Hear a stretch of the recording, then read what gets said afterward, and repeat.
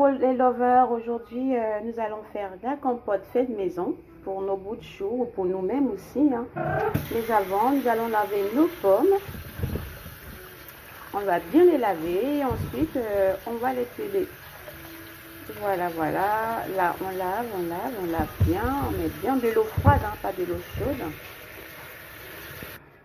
Une fois lavées, nous mettons nos pommes dans une passoire comme ça pour pouvoir les égoutter afin de ne pas en mettre de l'eau partout. Et maintenant, on va procéder à l'épluchure. Voilà, voilà. À tout de suite. Voilà, maintenant je vais éplucher nos pommes. Vous pouvez utiliser l'économe, mais moi je préfère utiliser le couteau. Je me sens plus à l'aise avec. Et en plus, ça me permet de ne pas enlever trop la chair de la pomme, d'enlever vraiment le minimum, que la peau. Donc, si vous utilisez un couteau, vous faites juste comme ça. Et ne pas oublier ensuite d'enlever l'intérieur de la pomme. Là, je suis arrivée dans le milieu. Je racle bien l'intérieur en faisant attention à ne pas nous prendre les doigts avec le couteau. Bien, bien, bien. Pour ne pas avoir des parties dures dans notre compote. Bien enlever cet intérieur-là. Les petites fibres des fois qui sont désagréables en bouche. Une fois comme ça, on aura déjà coupé notre pomme en deux et maintenant on recoupe en deux encore. Ça fait 4 par pomme. Et ainsi de suite jusqu'à ce que vous terminez tout, jusqu'à ce que le panier soit terminé et la suite. À tout de suite. Alors, nous avons fini d'éplucher nos pommes. Maintenant, nous allons les rincer une fois de plus et les mettre dans nos pommes.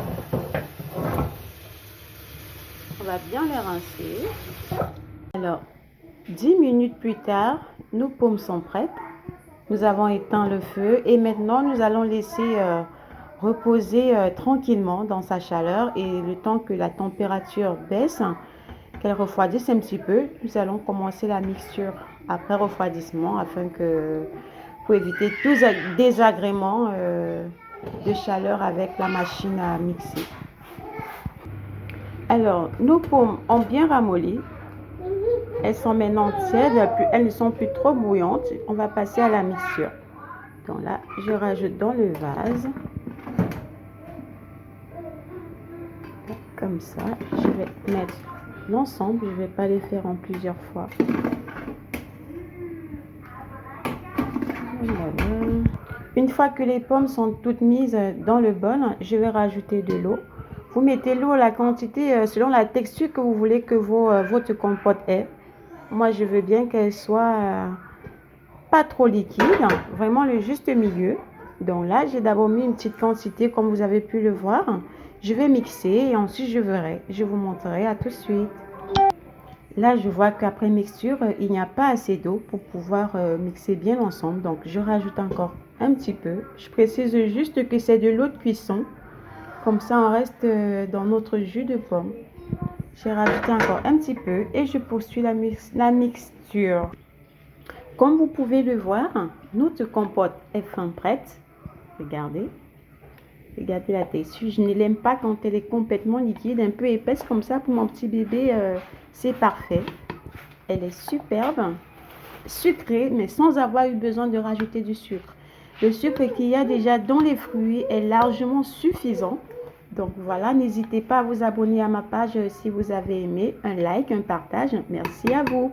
Et essayez la recette chez vous et donnez-moi vos impressions. Elle est juste parfaite. Vous pouvez rajouter de la vanille, de la cannelle, bref, le parfum que vous jugez bon pour vos bouts de chou ou pour vous-même. Allez, là maintenant, je vais procéder à l'embouteillage de la compote dans mes petits vases, dans mes petits bols, pardon, comme ça.